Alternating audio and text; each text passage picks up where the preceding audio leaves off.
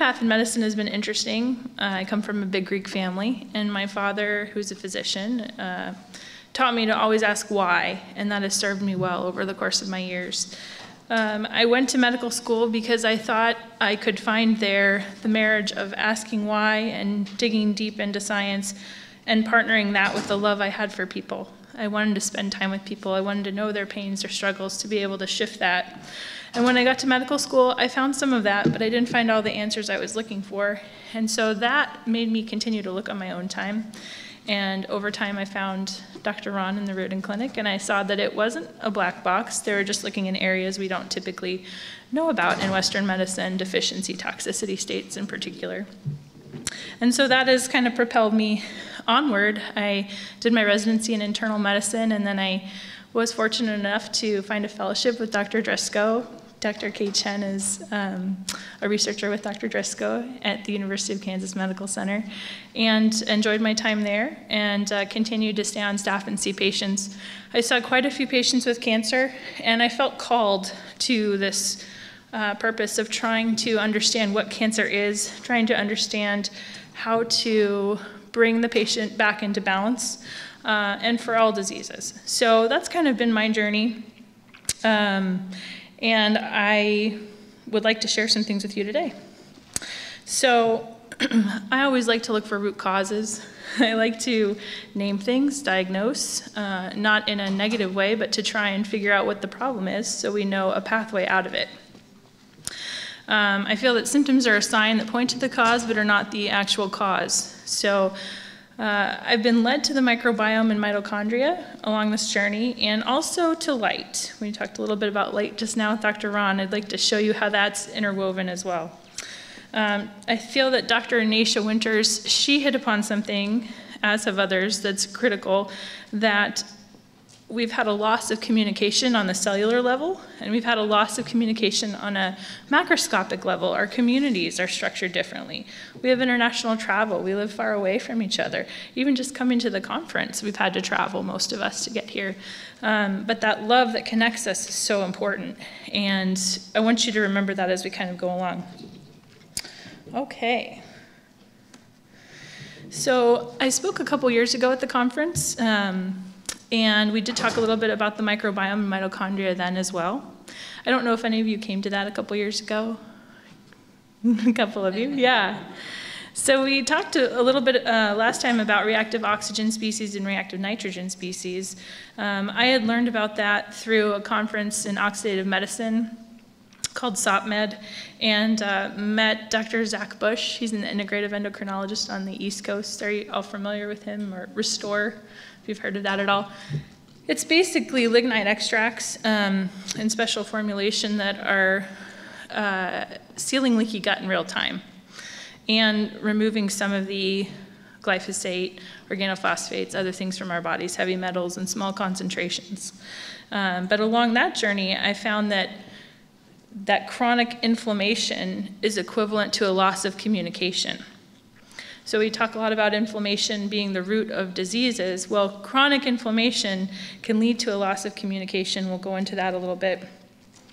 Also, that the GI tract, I'm sure most of us know, that's home base to 2/3 of our immune system, 3/4 of our neurotransmitters, 70 to 90% of our serotonin, which is a hormone that keeps us pretty happy and alert.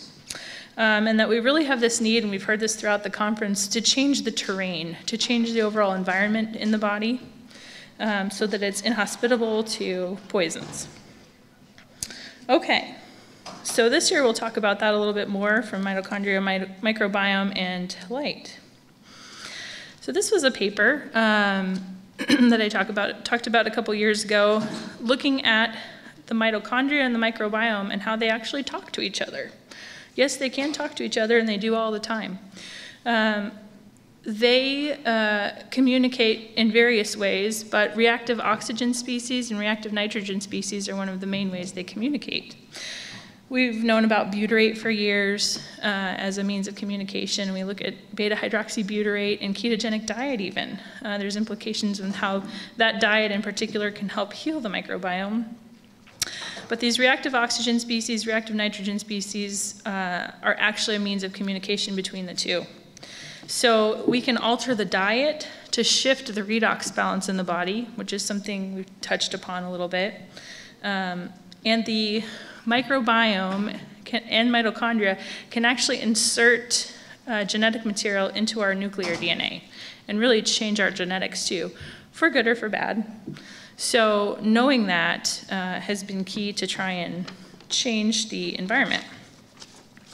So these imbalances between bacterial species and the microbiome may increase the mitochondrial reactive oxygen species production, the inflammatory response, and eventually see disease.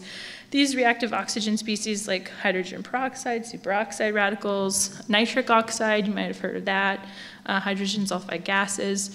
These are some of the examples of the mediators used as communication.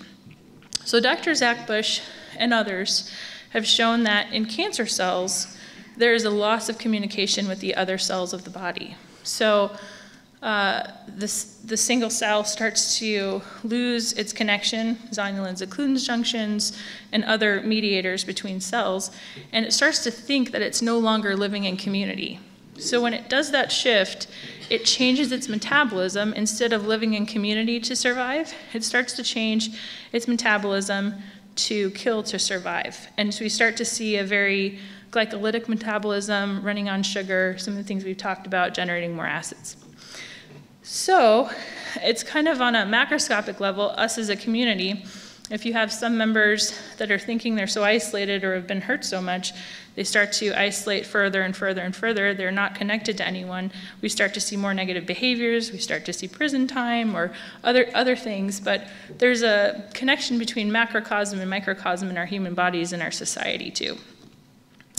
So knowing that, we can shift things back if we can reestablish communication. Restore was one means of doing that by sealing leaky gut, essentially, to try and get those junctions tight and talking to each other again between our immune system and our healthy cells.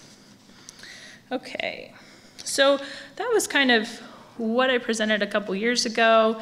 It's interesting. I don't know if any of you have come across that before, that the reactive oxygen species can kind of mediate communication. But that's kind of where science is pushing in the microbiome. We talk a lot about reactive oxygen species and prooxidants and antioxidants and this tug between the two. And vitamin C is an antioxidant at low doses, but in IV form it's prooxidative, and chemotherapy is prooxidative, and radiation is prooxidative for cancer. But how does it all fit together? This was the question I really asked a long time ago.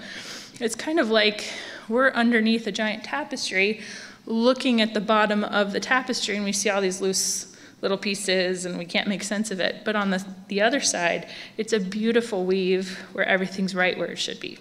So I had that aha moment when I learned that reactive oxygen species and nitrogen species can generate light.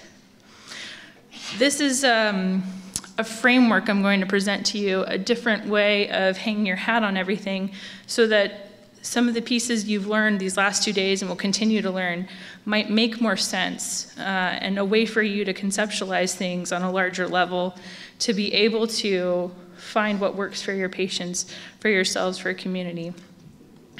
So what are biophotons? Has anyone heard of biophotons before? A little bit familiar with them? That's good. So there's PhD Dr. Popp, Fritz Albert Popp. He first defined the light he could detect from living cells as biophotons. There were others. Alexander Gerwish did some work with plants and mitogenic radiation or energy. But basically, biophotons are very weak photon light emissions given off by all living cells. Popp showed that we are light energy beings and that we can both emit and absorb light. He's theorized that the source of the light in the cell is located in the DNA, and they're still showing that. But he was a theoretical physicist at first, studying radiology in the University of Marburg in Germany in the 1970s. And he was studying two compounds, benz-A-pyrene, which is carcinogenic, and benz-E-pyrene, which is completely innocuous, essentially. And what he found was that the benz-A-pyrene would absorb light at 380 nanometers in the UV light spectrum, and then it would re-emit it in different frequencies. So essentially it's scrambled light. It didn't allow the light to pass right through. Whereas the benzene, which is not carcinogenic, not cancer-causing at all, would allow the light to pass right through. So he proposed that there must be a repair mechanism, and there are repair mechanisms for radiation damage. We're in the sun every day, and we have those in our skin. There's a condition called xeroderma pigmentosa, where we've lost that DNA repair mechanism. And he studied that, and sure enough, he found that we're able to take the light in our cells and repair the DNA through the same 380 nanometers of biophotonic light, that we're actually generating light in our cells all the time, and in the mitochondria and in the microbiome, believe it or not. So it can be healing. Okay, so how did he see this light that's given off by all living things? His postdoc developed a device called the photomultiplier in physics, which basically is kind of like an X-ray detector for light. It's a very dark room, so there's no other light emissions detected or being given off. And then you place a living thing in this chamber, and you look at the light that's emitted. Departments of agriculture, even in the US, have used this for years, believe it or not, to try and tell, with the time that they pick a fruit or vegetable, how much time do they have to get that to your table before it's dead? So they put it in the photomultiplier and get a decay curve to see how long they have before all the light in it is gone. Because once the light in it is gone, it's no longer edible, no longer providing us with any usable source of energy. Okay, so we've seen these biophotons emitted from bacteria, plants, fruit flies, animals, and humans. So the microbiome, believe it or not, emits a huge amount of biophotonic light, 1,000 photons per centimeter squared per second, and they actually emit more biophotonic light when they're growing up until the plateau phase. Children do this too.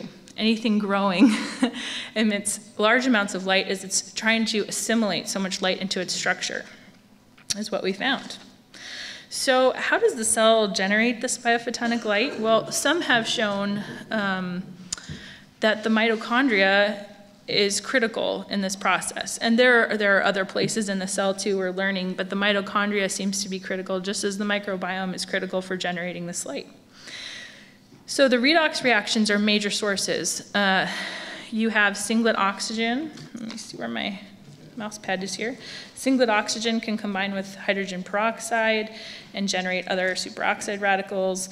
Those go through other enzymatic steps, and basically every time we have hydrogen peroxide and singlet oxygen, we combine to other forms of oxygen and we generate biophotonic light. So we're actually making it through hydrogen peroxide, carbonyl species, singlet oxygen, all the time in our metabolism.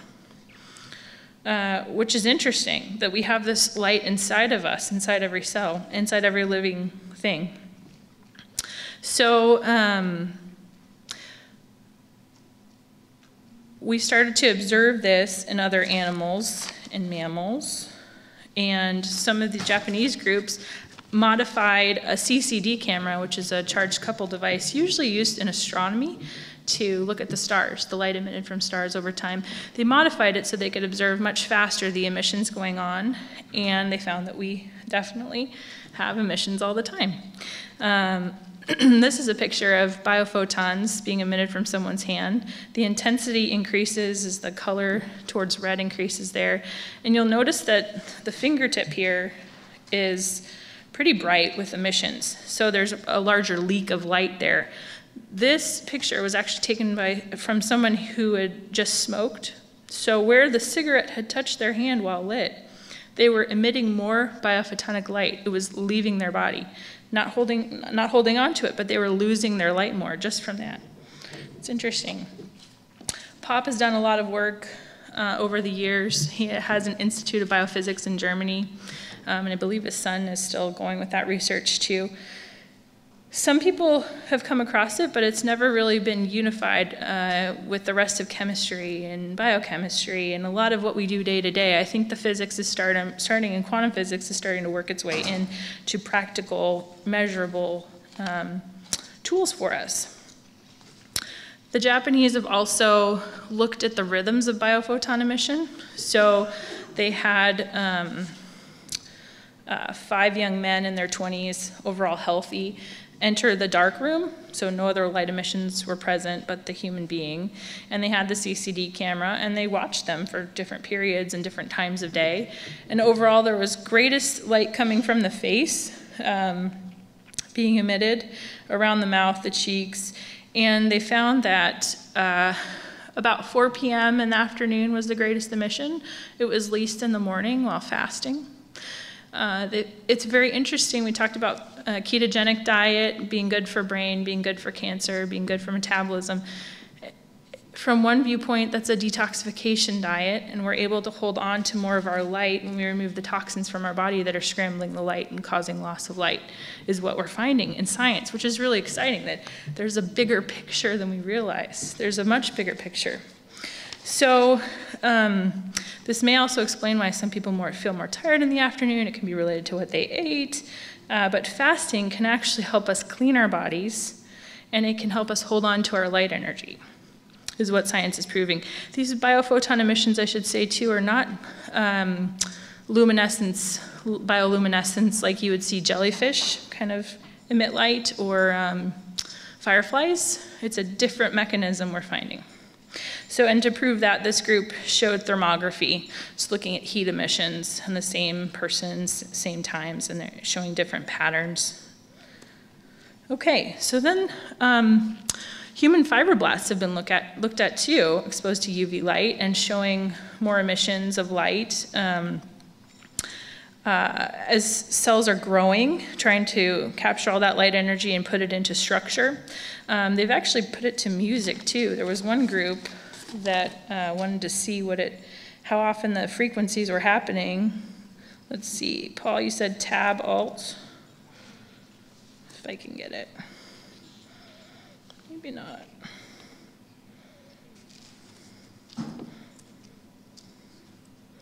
Well, there's a recording here of what it sounds like. We'll try to get a little later with Paul.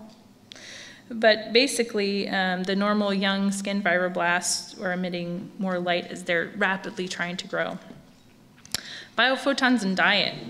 So comparisons of how much light's coming out or how much light is present in living things, we only emit as humans about 10 photons per centimeter squared per second. And remember, the microbiome emits 1,000. That's 100 times lower emissions from our bodies versus the bacteria in our intestines, on our skin, everywhere in our flora. Plants and small animals emit about 100 photons per centimeter squared per second in this wavelength of biophotonic light, which is about 200 to 800 nanometers, just outside visible spectrum and including some of visible spectrum.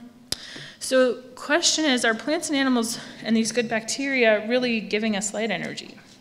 Is that why we eat? We eat overall. If you trace back the food chain, the light from the sun is being captured in the plants directly through the chlorophyll and other processes. The animals are eating the plants and acquiring energy, and then we eat those two food sources to acquire energy in our bodies. One, can we generate it ourselves for at least part of the time? I think we can by fasting states, is where the literature is showing now. And two, is that one reason why vegan diets or plant-based diets tend to give more energy to chronic disease states, patients in chronic disease states or cancer? Are they able to acquire more light more quickly and hold it into their structure? And also it touches on whole foods, that if we eat processed food versus we eat organic whole food, is there more light in organic whole food? Yes, it has more biophotons from what physics is showing. So one day maybe we can quickly use our cameras and scout at the grocery store and figure out what's the greatest source of light for our bodies without being fooled by labels. Okay, so then I asked, well, what's happening in cancer overall? And I am one to try and look at nature when I have questions, because I feel that nature has figured a lot out already. So years ago, before I'd become a doctor, I was in microbiology in college and came across a disease of plants called crown gall disease. And I'm not a big gardener, I'm a novice gardener, but this is a tumor that grows on the trunks of woody plants like grapevines that's caused by a bacteria, Agrobacterium tumefaciens. And this bacteria injects its DNA into the plant cells and causes this rapid growth. So I wondered, is there any connection between the two? Because visually on the outside, there's a similarity.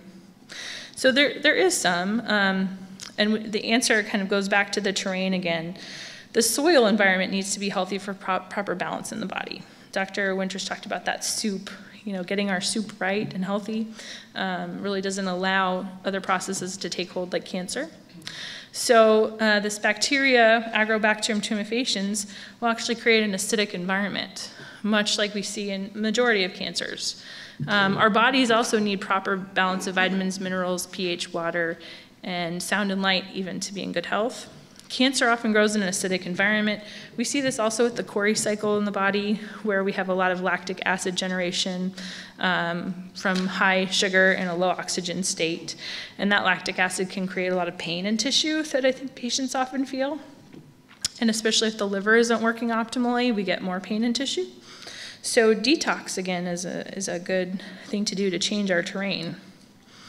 So other observations, if we look at nature compared to cancer, in crown gall disease, what can happen to the plant is that the leaves are stunted, they can't grow adequately in their structure, they may change colors, turn red or yellow, their shoots die back, the plant loses its vigor, it loses its energy. In humans, we see cachexia, anorexia, we see their energy dissipating. They tell us, I'm tired, I'm too tired. Well, where is that energy going? They have pain, they might have lower kidney and liver function, their detox organs aren't working as efficiently, fatigue overall.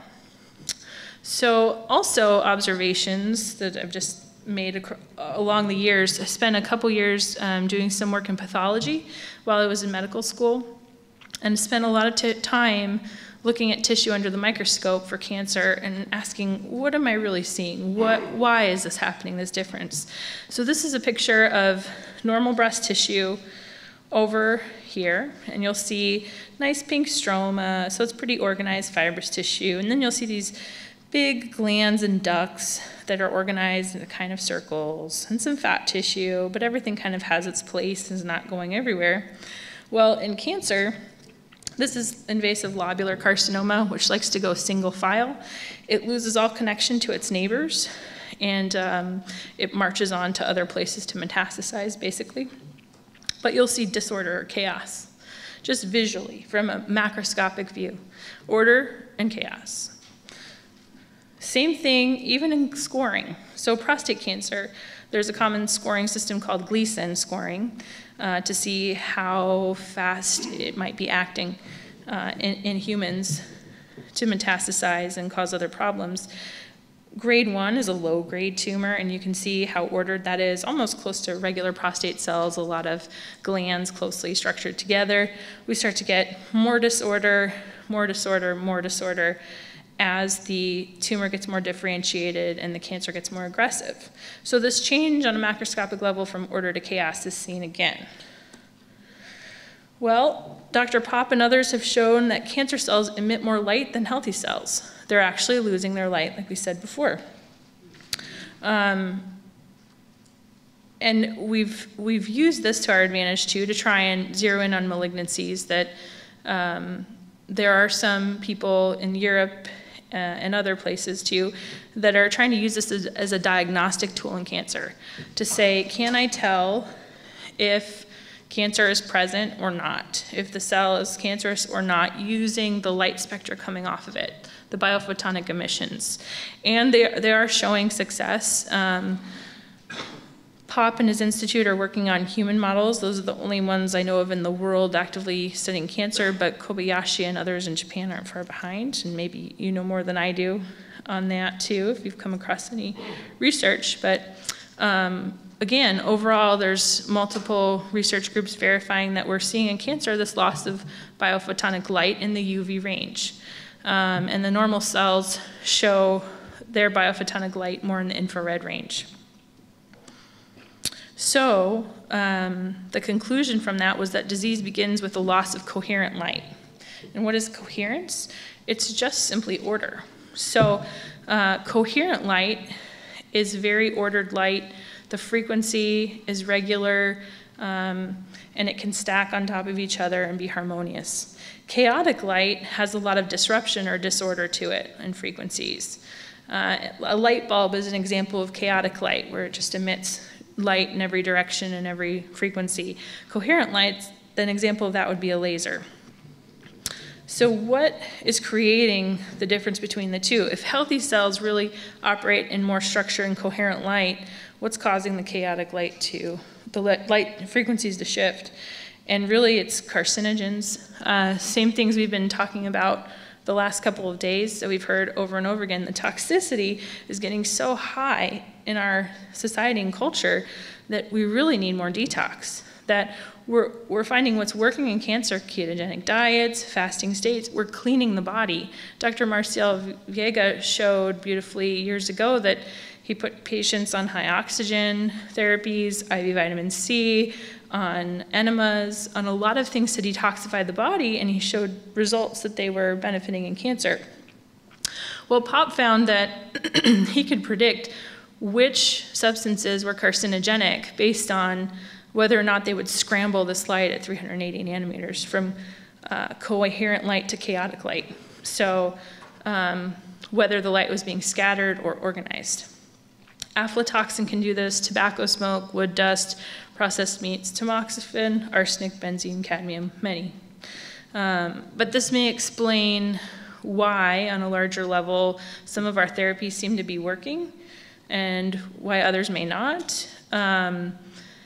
And how to predict which substances might be harmful, and that if we could get enough light back in our structure, could we restore health quite quickly and less expensively?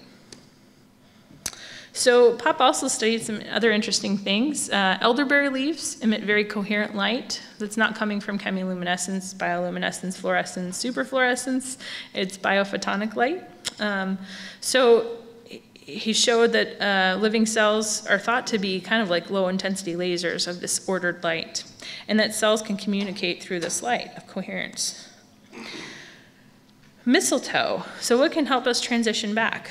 Mistletoe is one thought. Mistletoe, it has an energy very different than the rest of the plant world. It has no roots, it has no top. It grows on certain trees. Has a lot of myth associated with it and folklore over the years, but it's been shown to really change the game in many cancers. Our naturopath, Dr. Lucas, uses it often, and I'm just learning more about it in combination with IV vitamin C and other therapies. It's been showing good results in colon cancer and other things, but how is it really working? It's has a viscotoxin and lectins and creates a hyperthermic response, we know, and some direct anti-cancer activity on the cells. But when Pop studied it, he showed that mistletoe appears to help convert the light emissions back into the structure. So instead of losing light, instead of giving off chaotic light, when given back mistletoe to the cells, we were able to make that light coherent and store it into our physical structure. Could vitamin C be working in a similar way? Vitamin C is required for collagen synthesis. Collagen is the most abundant protein in the human body. It has a triple helical structure, so it has a high degree of order. Skin, bone, tendons, ligaments, you name it. Interestingly, too, Kei Chen mentioned the microtubule formation, that it induces microtubule formation. Microtubules are a structure of the cell, again, very highly ordered, and are part of how the mitochondria get around. Healthy mitochondria can translocate to areas of disease through microtubule networks, too.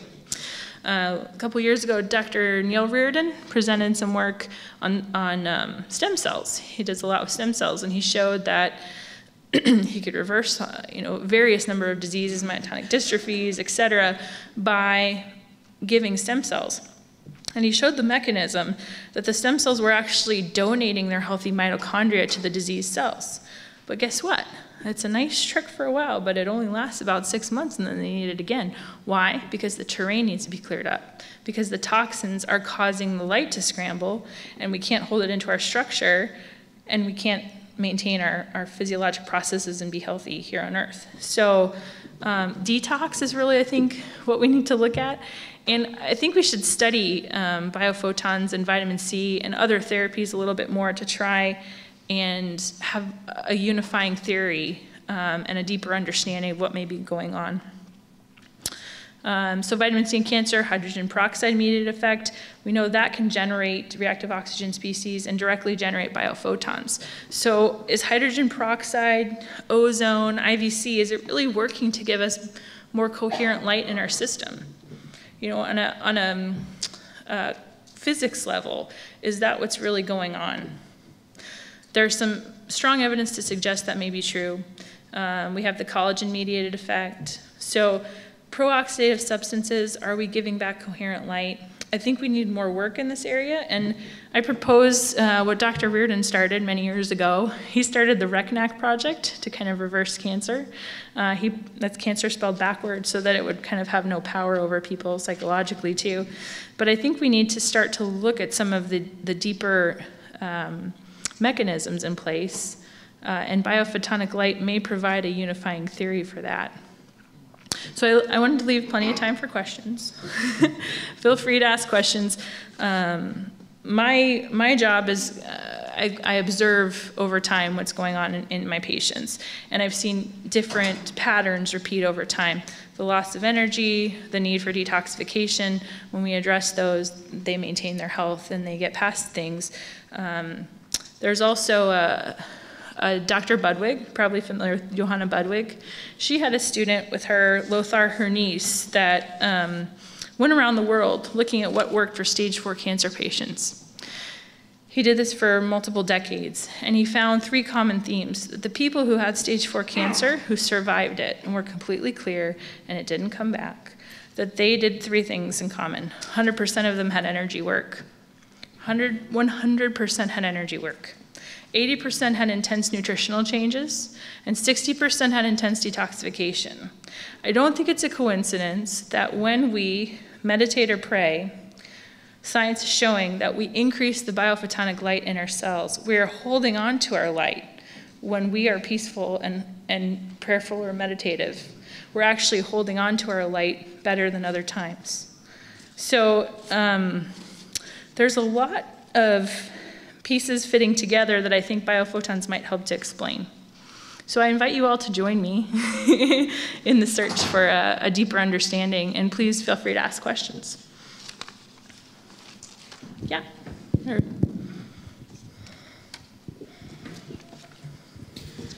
As far as this idea of coherent light in vitamin C, do you think there's any way to figure out what would be the best source of vitamin C we use for IVs, such as corn or tapioca, et cetera? Yeah, I think that definitely needs more study. I've really seen a lot over the years of the importance of bioflavonoids, to put that with vitamin C to deliver it to cells, kind of like B complex. But if you look at nature as a model, nature always puts bioflavonoids with vitamin C. I can't find a case where that's not true. So if we're trying to mimic that, I think that's a piece of it. Also, I think the quality of the food we're getting it from, if we use tapioca or corn or whatever, we want that to be highest grade possible, organic, cleanest source. It really matters, I think, and how much light energy it contains. And we could easily see that with a photomultiplier or CCD camera modified to visually start to see some of these processes and know immediately. No, this theory about biophotons, it's about 30 years around with Dr. Pop. And in my opinion, there's no any photons that emitted from anything. We cannot have energy from nothing. This energy, you can call this photon biophoton, cell photon, mitochondrial photons, but it's simply photons, piece of each new piece of light. And this energy created when we, for example, in mitochondria, hydrogen plus oxygen, they create water, and water has less energy, so it's chemical. In my opinion, it's chemical energy that's emitted as photon when all processes goes in our body. Now about coherent and not coherent. If we have structure, for example, in tumor, not organized structure, and all cells are independent and they proliferate or do their work as independent cells, they all emit photons. But these photons, the phase of these photons don't match. What is the laser? The laser is photons that emit in the same phase. So in good organized structure, probably it will be coherent, more or less. But if it's some destruction, entropy goes down, so disorganized structure, it probably photons are not matched. They emit in different times. But this is photons, in my opinion. They should have real some source, and this source is chemical energy. I think that sources in chemical energy is important. I think that the toxins in the mitochondrial membranes are accumulating, and they are scattering the light. They are causing the coherent light to change to chaotic light, and we cannot organize that back into our water, into our physical structure, into proteins, et cetera, et cetera. So I think that there's more research that needs to be done down that pathway for a greater understanding of how things are fitting together. Well, also doesn't the energy from that creates photons, that creates chemical energy, comes from photosynthesis. It comes from light. So it's just stored in a chemical bond. It's just converted. Yeah. Thank you. I was wondering, with your patients, do you use any modalities that give light, like red light, to help them? Yeah, we've wanted to do that. Dr. Sullivan's actually here, Garrett Sullivan. He's used UV-LRX for years, giving red light back. There's a lot of work that Tom Lowe has done using photonic light in different wavelengths, such as the red frequency, for healing in other countries for TB and other infections. It's been effective. Different colors the spectra can target different conditions, we're finding. So I don't have a device I use in the office other than there's a watch sometimes we'll use for Lyme that patients can obtain on their own.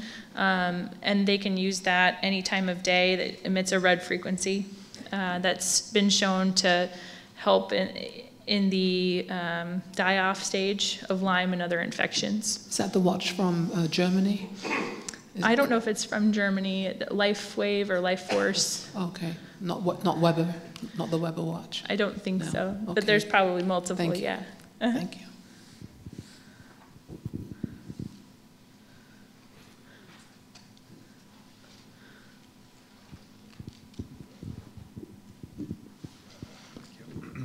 I'm just beginning to become educated on blue light and its issues. Can you talk about that as far as the coherence, if there is such a thing or problem? Sure.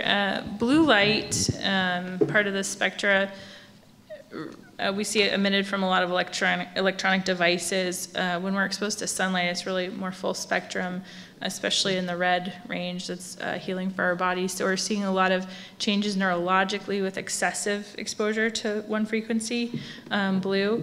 So we've had benefits with blue blocking filters, basically, on different appliances and electromagnetic radiation to calm the system, to decrease anxiety in people in studies, depression, those types of things.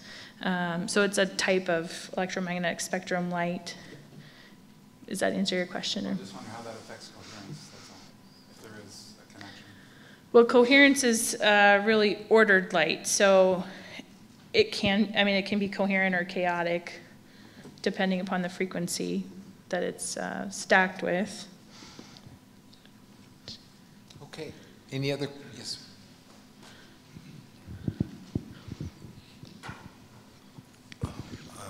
So we know that light has healing effects and harmful effects on the human body.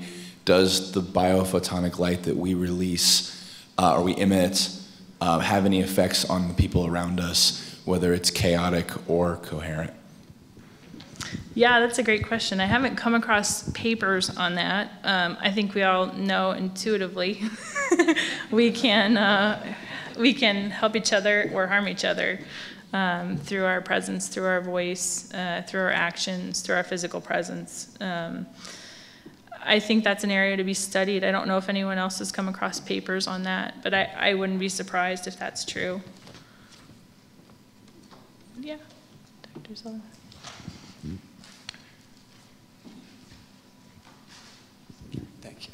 Larry Dawsey did write some articles about coherence, and he proposed that this was the way they could explain some of the studies they did on train cars and some of the commuter trains back east. Like whenever one was involved in an accident, they would look at the statistics of that, and every time a train was involved in an accident, statistically speaking, there were always fewer people on that train car than should have been. So then there were some questions that spawned, like how did people come to the conclusion maybe they didn't want to ride the train that day, and they'd always had some sort of excuse. But there's all kinds of stories like this that have been documented. So then the one thing also, you've heard about the twin studies, or like the mom-daughter, where one person might be in New York, the other person in California, and then the one says, oh, I need to contact my daughter, something just happened to her. It may be from these biophoton emissions that we can pick up on those sorts of distress signals. With Fritz Albert Popp, it was kind of funny because you put a bunch of fruit flies in the biophoton or the photomultiplier machine, and if you slap the table, they would give off this quick burst of biophotons. So in stressful situations, we as individuals do that as well. But I just thought I'd add that. Einstein studied something called spooky action at a distance, which is an interesting thing. Similarly, if one individual is feeling something, or like a mother-child relationship or a loved one, you kind of know if they're okay or if they're not at all times. They've talked about, similar modes of transmission along these lines, that perhaps there are smaller quantum particles and or biophotons in play that we cannot visually see. Some people may be able to see it, and some animals might be able to see it. It's just outside visual spectrum of how connected we really are to each other and the information present in that collectiveness. Go ahead. Now, what devices emit the most amount of blue light, and which are the most dangerous? I don't know which devices emit more than others. I know computers are quite high, and I'm in front of one now, and can tell. I'm trying to think other sources. Cell phones are quite high, and our smartphones, again, computers. I don't know if anyone else has fluorescent lights, TV monitors, of what we're coming in contact with all the time. There are other toxins even in the keyboards that are made that essentially scatter our light and our energy. Yeah, at the turn of the 1900s, that you probably know this, there were clinics in the Swiss Alps where they were successfully treating patients with tuberculosis and some very severe cases by just having them sunbathe. Yes. And it was a very organized way of sunbathing. But they'd have them sunbathe all day long. You familiar with this? Yes, actually, I had a mentor when I was in internal medicine, Dr. Fleming. He was an oncologist, and when he was a resident, they had read about it, and they thought, they had a man with TB on their floor, and they were at the VA hospital. So they decided, why don't we try it for the man? So they put him out on the roof, except they forgot about him for a few hours because they were busy. He was sunburned. But they regularly did that for some of the patients to get them out and to get some light. And they cleared their infections they were still on anti-tubercular drugs by mainstream medicine, but they cleared their infections much more quickly by months than the other patients, anecdotally. There's I think it's called Unity Village in Kansas City. The founder of that did some work with light, to my understanding, and tuberculosis as well. But Tom Lowe's been using light therapy in other countries as low-cost, high-yield tools for anti-infective reasons. We've always thought it's the vitamin D, and I think the vitamin D is a huge player in that. But I don't think it's a coincidence that how we make the vitamin D is in the skin too, and that there might be might be more going on with the light to actually heal us or assimilate into our structure. Yeah. First of all, I'm grooving out on all the things you're saying here. But he's a bit controversial, but you've probably, I don't know if you mentioned Dr. Kruse, Jack Kruse, Kruse. He was is a neurologist. A few people probably in the room know him, but he calls himself a mitochondriac. And he is super kind of aggressive with regards to nothing matters except for light. And so he's got some pretty interesting thoughts and information out there, but has done exactly like, cites a lot of the things you're talking about, like the sunbathing and spectrum, lights and bioperine, production of the skin, all that stuff. So it's pretty fascinating. And I'm curious because it ties in a lot with what you were talking about in your talk as well. So he might be someone fun to follow up on. Thanks for that. Yeah, I don't think it's a coincidence that the patients, at least those stage 4 patients, 100% of them had energy work. What is that really? You're clearing emotions from the system. You're coming to a more peaceful state, just like Dr. Victor Marcial Vega showed. When the patients are more relaxed, when they're working on traumas and letting them go, you tend to see more healing occur. A few years ago, I had called up Tony Jimenez at Hope for Cancer. And I called up several natural medicine people in the oncology world. I wanted to know what worked. I'm tired of seeing people die, unnecessarily or young, before their time, really, I think. What's working? And work backwards. Try to figure it out working backwards. He said, you're going to laugh at me. I'll tell you what works the best, but you're going to laugh at me. I said, what works the best? He said, emotional work and energy work the best.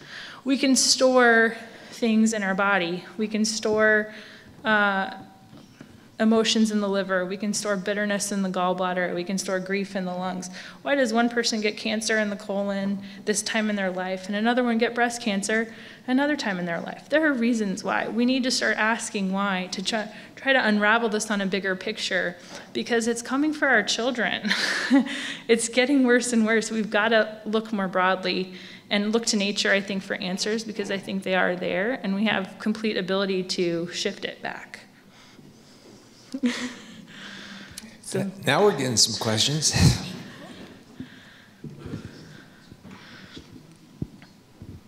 Hi, I might be out of the topic a little bit, but I think that you might be the person to get me an answer for this, hopefully.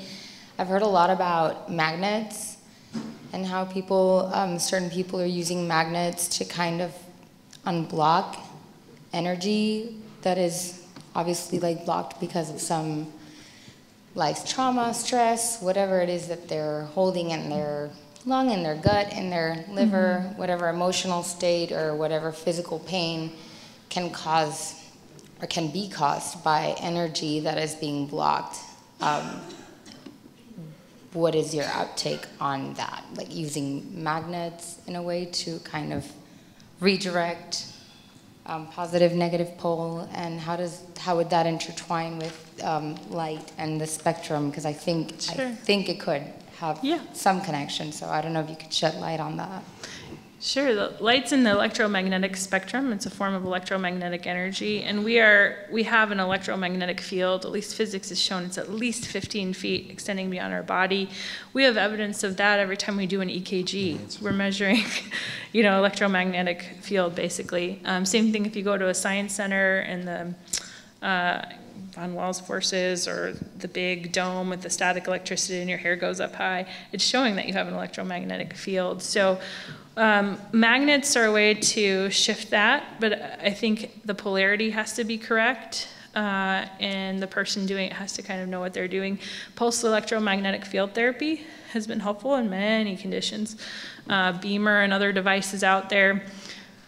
Someone who had a Beamer mat told me the story of the horses. I don't know if you're familiar with that, but they had a Beamer mat, and they had a horse that was injured, so they decided to treat the horse, and they put the Beamer mat on the horse one day.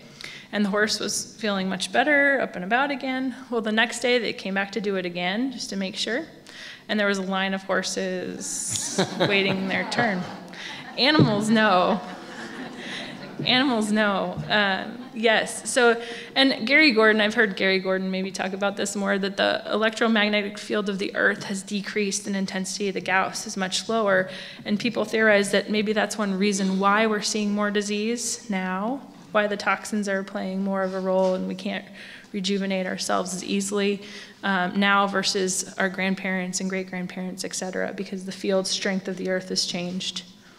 I don't know if any of you have other. Yeah, I'm going to promote group Dr. Tom conversation. Levy's kind of big into magnets. I think Sure. we can open up, we've got a half an hour here for questions and answers. Yeah. I thought we might want to also kind of put it into the funnel of what's working. What's working for everybody, because it's not just, we have all of the speakers here right now. So anyone that you have a question specifically to point to them and let me know. And I'll get to you, Nina, but Dr. Levy wants to. Yeah, I've actually worked with static magnets and pulsed electromagnetic fields for nearly 25 years. And I had a chance to interact a little bit with Dr. Walter Rawls, who started the whole concept, as far as I know, of what static magnets can do. Now, the first thing I would point out is all the benefits of vitamin C are electrons. And when you put a static magnetic field in motion, you generate an electron flow at a right angle. And so one orientation brings electrons in, the other orientation brings electrons out. So in other words, you could have a pro-oxidant or an antioxidant effect from a magnet. And I can tell you from a moderate amount of experience that the application of the north-seeking pole of a magnet against an area of the body has an identical, or to me, a virtually identical profile of effects as vitamin C, okay? And the opposite is true. And we actually have studies that show when you put cancer cells in a north pole, north-seeking pole field, the growth tapers off and stops. And when you put it in a south pole field, it accelerates. Then you take this a step further and look at what pulsed electromagnetic fields do. Now, regular pulsed electromagnetic fields use alternate current. So basically they're going north, south, north, south, north, south, north, south, north, south. Yet, they still have a net positive effect because it's not just electron flow that's the pulsed electromagnetic field is generating. It's an actual electroporation effect in the cells, which means it opens up the pores of the cells and facilitates nutrient uptake. At the same time, it facilitates toxin excretion. And I don't know that anybody's really worked it out, but this is what I think one of the best theoretical reasons why pulsed electromagnetic fields work. I would just hesitate to use non-specific pulsed electromagnetic field on cancers indefinitely, because at some point in time, the south pole stimulation could very well outweigh the positive effects of electroporation. And finally, there has been developed, let me step back and say Dr. Walter Rawls showed me, gosh, he said it was in confidence, but this is about 20 years ago, and I'm not sure he's around anymore. But he had his own, let's call it original pulsed electromagnetic field device, as I put it together with what it was. He had a fixed static magnet on a rotating device, and then showed that if you put a cancer where it comes by and rotate it, what are you doing? You're pulsing that field into that cancer. Furthermore, you're pulsing the same field. You're not pulsing north, south, north, south, north, south. And he had dramatic responses.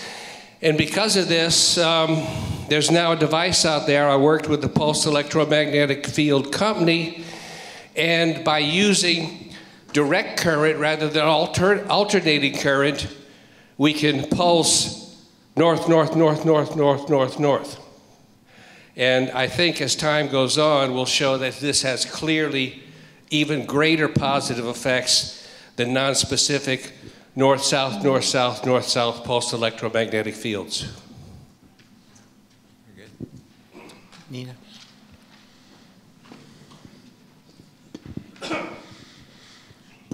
I have several comments. First of all, I don't agree that blue light is harmful for us. We live in blue light. Our sky is blue, ocean is blue, and everything it makes us happy. And why we have, by the way, blue sky, not red sky? Because blue light has shorter wavelengths and it goes deeper.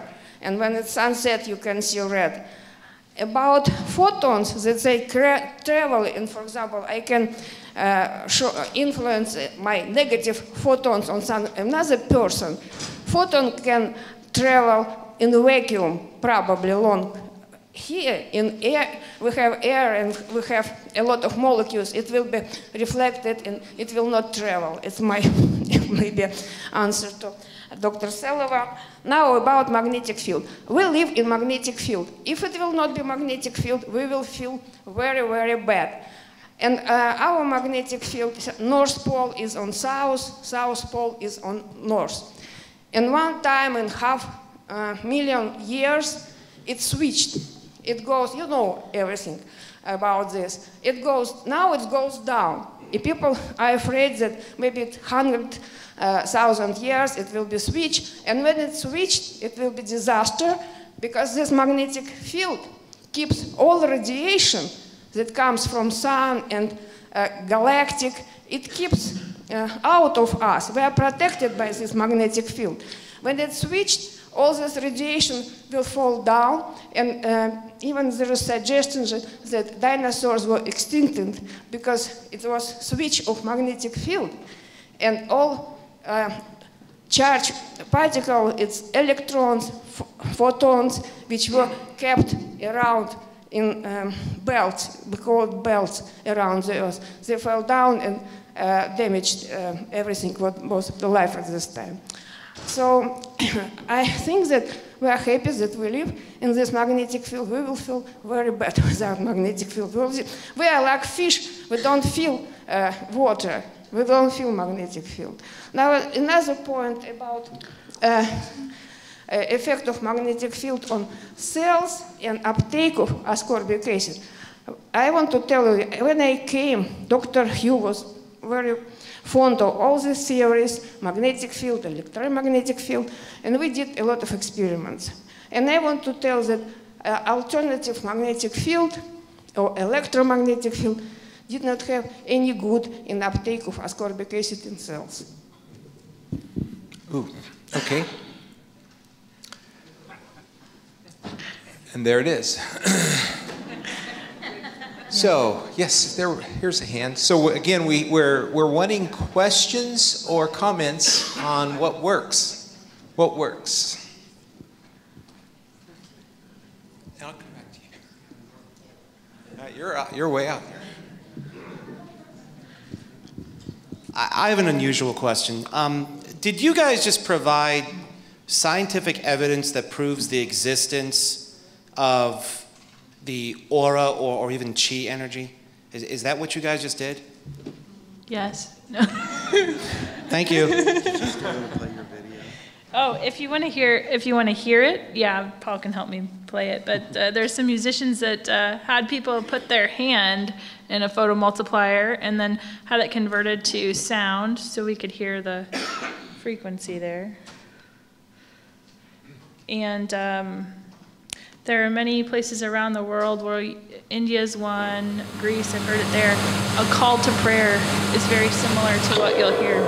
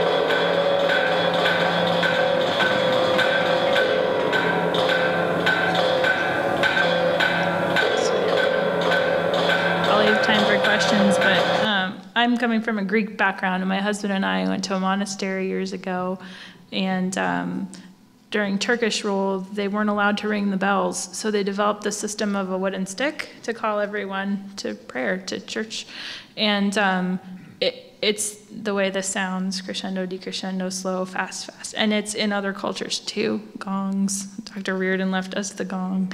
Dr.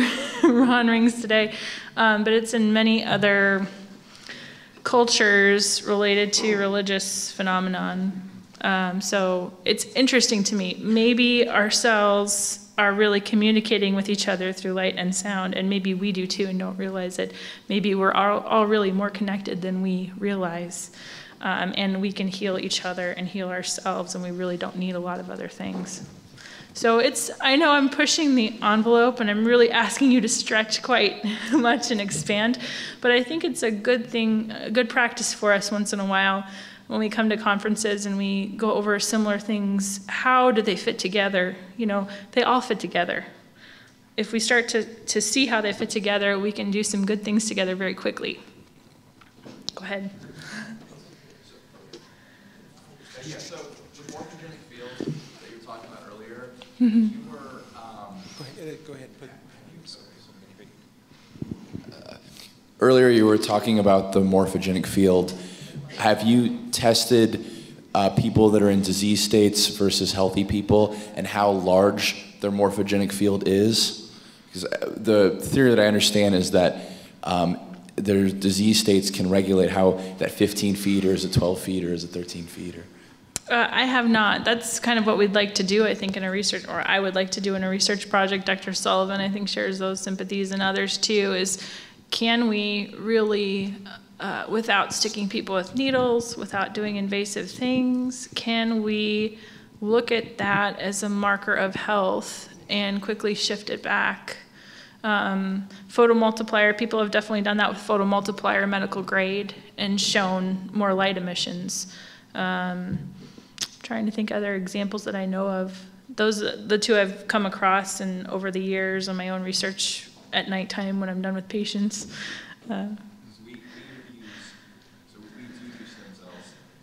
we do use stem cells, and we use photon light machine to activate the stem cells, and we actually get better results, longer results, using photon light activators and using light to stimulate the stem cells before we put them in the body. One more time. So we do use stem cells, and we use a photon light machine to activate the stem cells, and we are getting better results using this machine than when we don't use it. And so I was curious about kind of what you think about that. I think it's definitely positive. I've come across some literature along biophotons and other means preparing for this, that when we're out in sunlight, we can do that, and we can actually emit more. And the morning light seems to be even more helpful than evening light for doing this. So yeah, we've actually been timing our patients on what time we treat them and how their success has been, and we do find direct correlations in the morning with helping people. And so, and I don't know, in part, or is it because we're coming out of a fasting state too? Have we acquired more light and held on to it better, and then we're gathering more light energy at the same time from outside sources? Yeah, we're not sure. We're trying to figure out if it has to do with the glucose, because they go into the procedure not eating, and then the stem cells activate the mitochondria, and then then with the vitamins, with different detoxification, glucose, and so we're not sure yet, but we're figuring. Yeah, I think that's good. We don't have to have all the answers, but we need to start coming together to put the pieces together. There's a question. The thought came up about auras and seeing those, and Kirlian photography, of course, takes pictures of that. And I don't know if this is true, but I've heard that in other countries, like Russia and some places, that they actually use that as cause of death. Have you heard that? I haven't heard that in particular. That was one of the ways they determined that. We used to have a Kirlian camera, Dr. Nina, and Dr. Hugh was big on that. Right, not cause of death.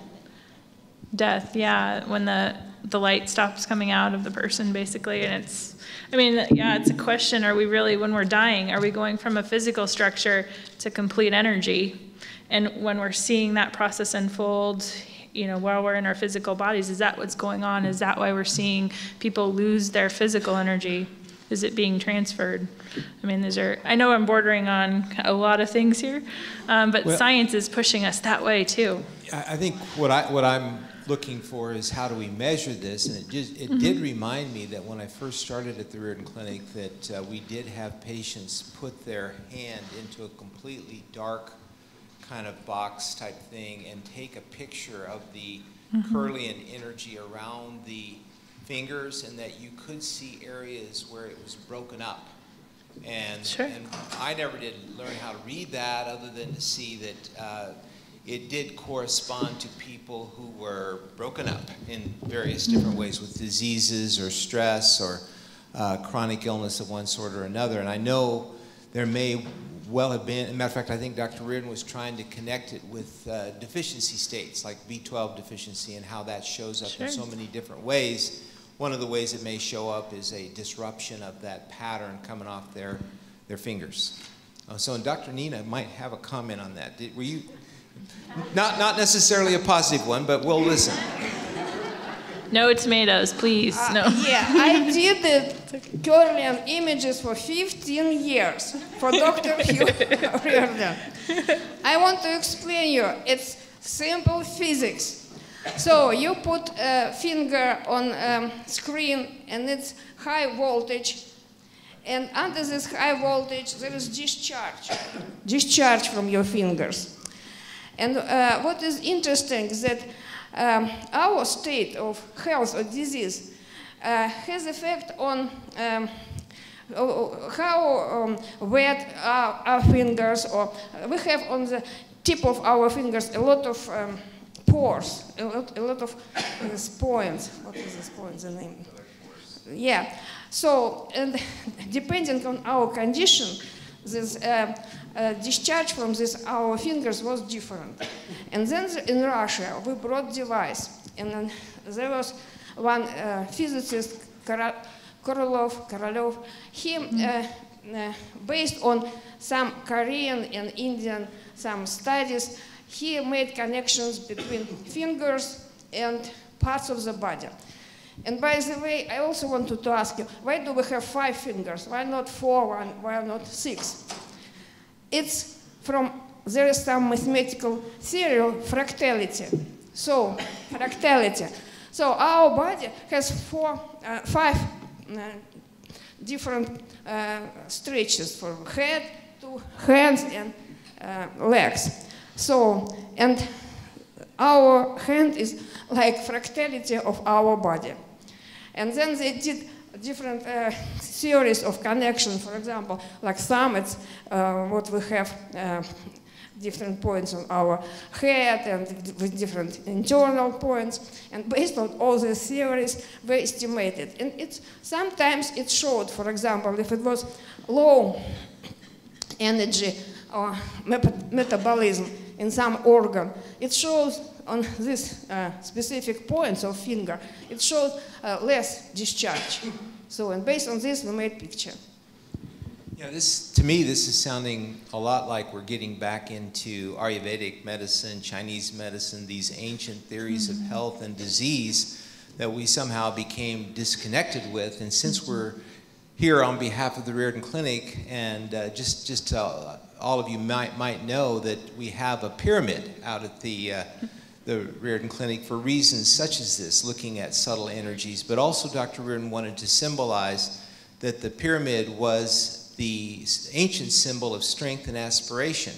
But he wanted to counterbalance that with the geodesic dome, Buckminster Fuller's geodesic dome, which is a kind of modern representation of diversity, but yet strength and innovation. And so I think what I hope we're kind of getting to in this discussion / question and answer period is that we are combining ancient and modern ideas in order to find our way through what appears to be an oncoming hurricane of disease. I mean, the evidence is very clear that the world is kind of falling apart. And so all of this conversation, even though it's a bit disparate, I think it's relevant in the sense that we're looking for answers that can help us help our patients and ourselves and our families better.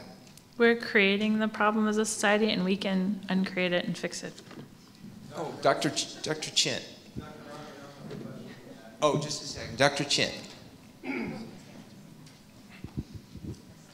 Thank you, Nia. I just have one question. You said the bacteria emit stronger biophotons than us. How do you distinguish that our light is from ourselves or it's from the microbiota in our body? I don't know. We need more research. We know that they can emit their own biophotons. We know evolutionarily, we think they come, our mitochondria and the bacteria are very closely associated. There are some researchers, a couple years ago, it came out in several journals that the structure of DNA, you know, if you think about chromosomes, we always see them as a flat representation like an X, 4 chromatids. But there's research showing that in biological cells, that actually it forms a pyramid. And Pop was saying that the light, he really believes the light's coming in through the DNA, that maybe a pyramidal structure is a means of light entering our cells. And perhaps the DNA in these organisms or RNA is playing a role in that, and they have their own amount of light that they can hold, that they share with us in communication and donation, I don't know. But they do. They have quite a bit of light, and plants after that, and we're kind of low man on the totem pole in the big spectrum. So we are measuring this like the total of the bacteria and our own tissue. I'm sure, yeah. If we go in a photo multiplier, it's the sum total of our whole being. So it would be everything, all the light inside of us that's being emitted. But it's not uncommon, you know, cancer patients, we see microbiome in disarray. We see loss of muscle mass, other markers that would indicate they're losing their energy. They're losing light energy too.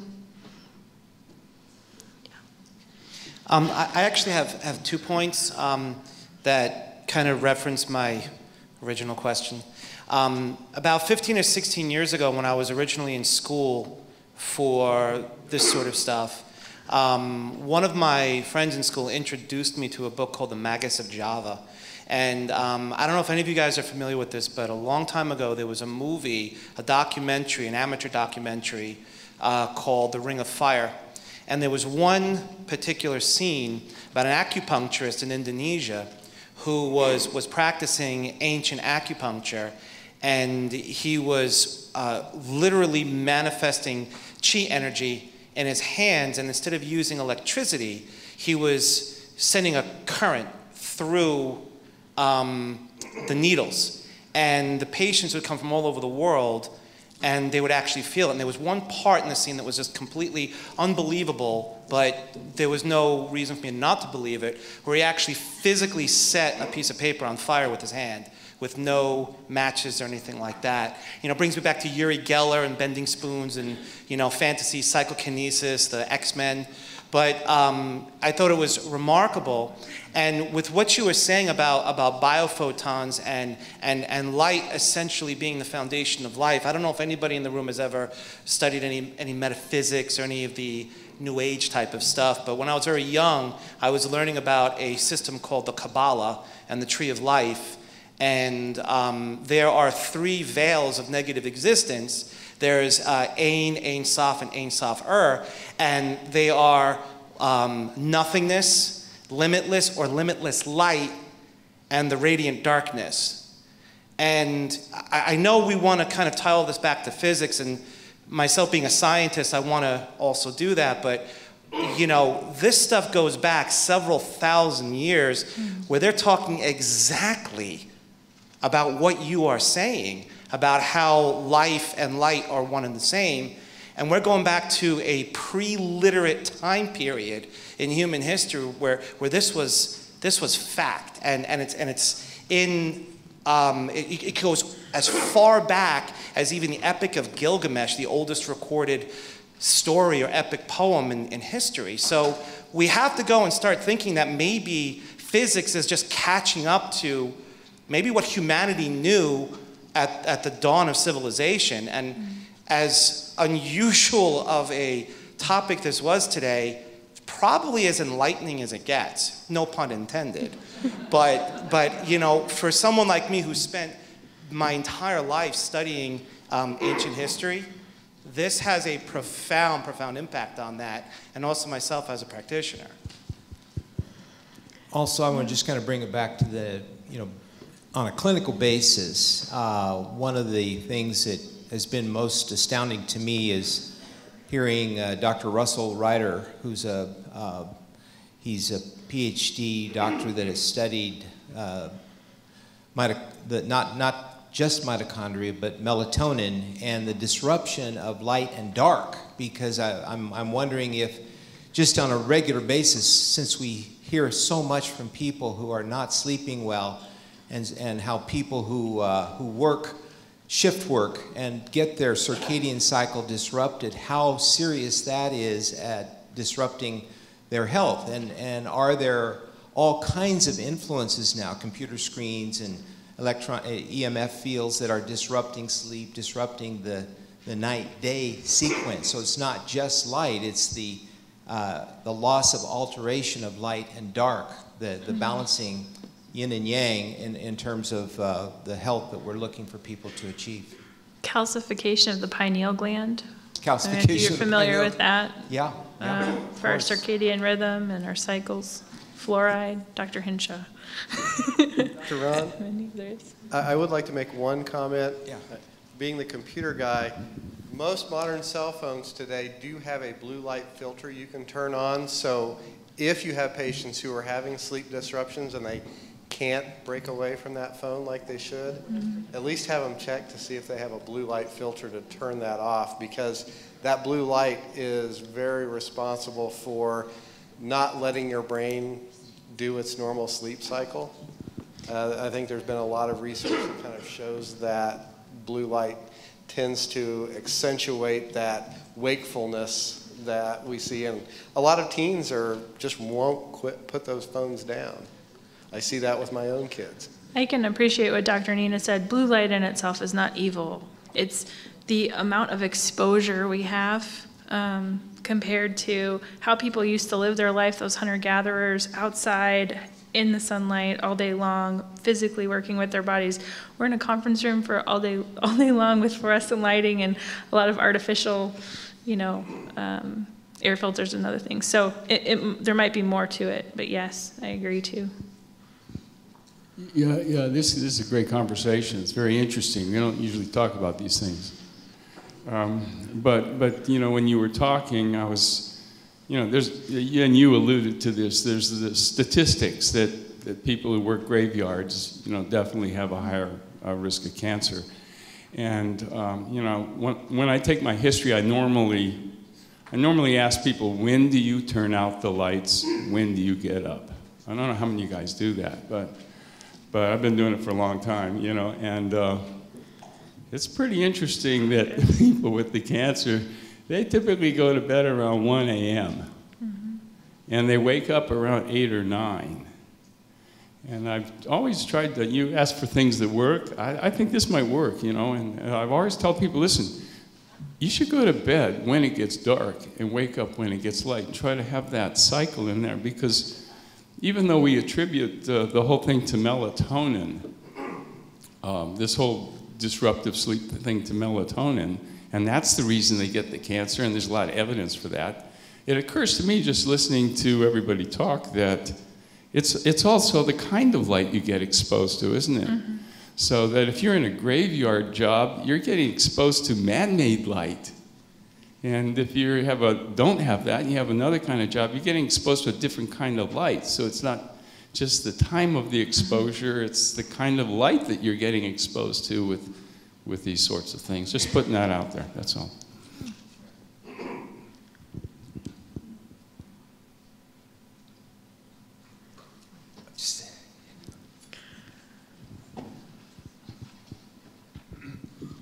One thing I've learned at the conference is about liposomal vitamin C and how it is a passive transport through the membrane, does not require energy from the cell to actively transport apparently the water-soluble form of vitamin C.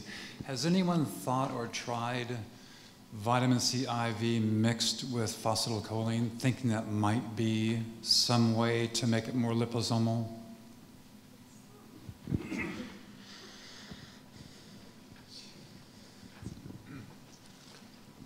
while I won't say I can say this with authority, I'll tell you that making liposomes is a complex process, and I don't think just putting phosphatidylcholine and vitamin C in the blood or in the same solution at the same time is going to make liposomes.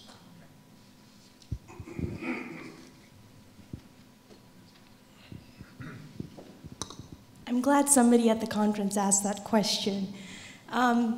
I have been practicing IVs for about 7 years, and I don't know if anybody's familiar with the neurolipid membrane therapy group. They're based in New Jersey. So I do have some cancer patients that haven't done well just on IVC or high-dose IVC, and I have incorporated phosphatidylcholine with high-dose IVC, and I have amazingly great results with these patients. One thing I do is I don't do those IVs at the same time. There is, I keep a 24-hour to 48-hour difference between the high-dose IVC and the phosphatidylcholine infusion. BodyBio, if practitioners are interested, because it works very well, they will do a fatty acid analysis, give you a report, and also give you an IV protocol as to how to use IVPC. And they have one cancer protocol that you can incorporate IVPC with high-dose IVC. So if anyone's interested, I'll be happy to share that information. When you're looking at tumor sizes, you're looking at their symptoms. Every time I infuse a patient, I have a list of symptoms. They come in and they do a pre-infusion symptom list and a post-infusion symptom list. And most of those symptoms go to, from a scale 1 to 10, if somebody's reporting a whole bunch of 7s and 8s, they really drop down to a 2 or 3. So. Yeah, it's my understanding that phosphatidylcholine is a tremendous liver detoxifier too, and probably a number of other things that it does. Cell membrane stabilizer. Very, very interesting. Oh, okay, I'll get you in a second. So I've got some hands popping up now.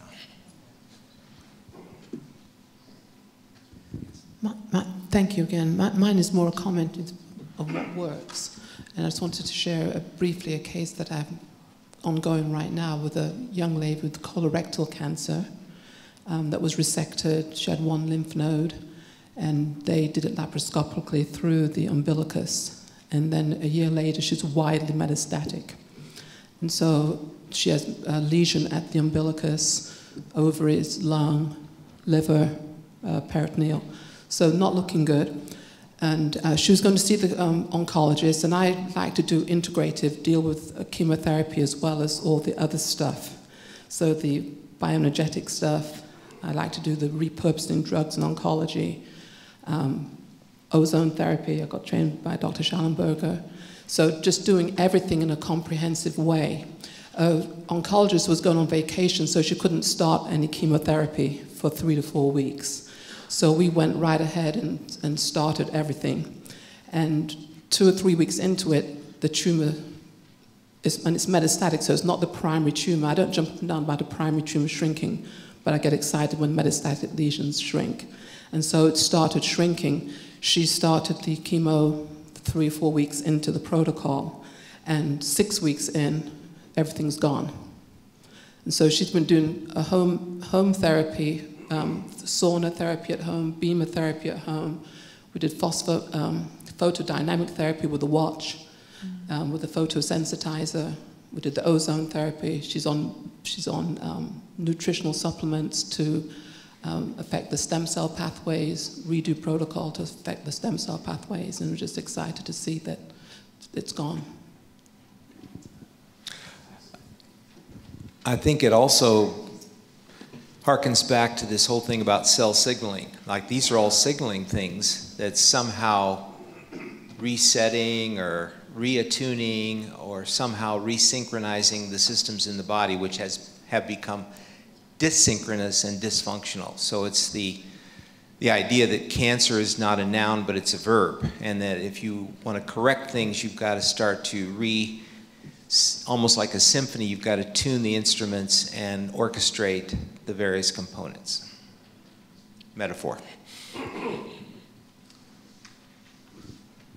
I had a question regarding using intravenous DMSO along with IV vitamin C, if any of the doctors here had any experience or knowledge about that. There was a clinic in Mexico, Dr. Harold Manor, that the entire program was based on daily infusions of intravenous vitamin C with DMSO put in that solution as well as Laetrile. So I wondered if any of the speakers had any knowledge about DMSO potentiating the effect of the vitamin C in addition to its own effect. Yes.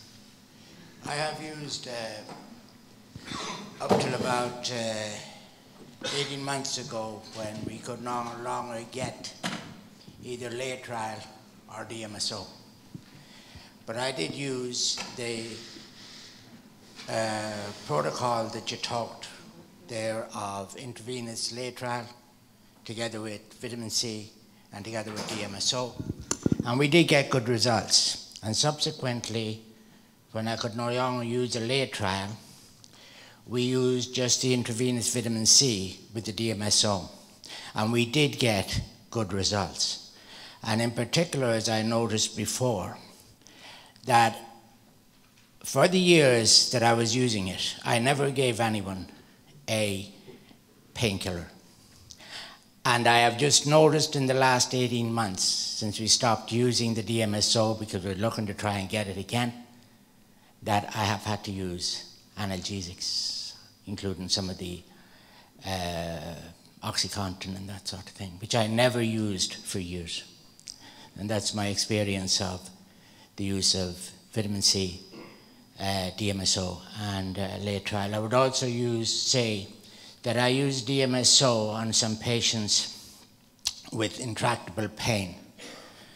In particular, those with severe rheumatoid arthritis with very severe pain, and got excellent results. And not only that, but after I had given them several treatments of DMSO, starting at 10 ml, going up to 40 ml, I didn't have to go any further. Their pain was totally relieved and never came back. And I never had to give them DMSO again. That was my experience of it. Okay. Thank you very much. I think we're going to have to wrap it up. How about we give a hand to Dr. Nia Stephanopoulos for her fine presentation. Thank you all. Thank you.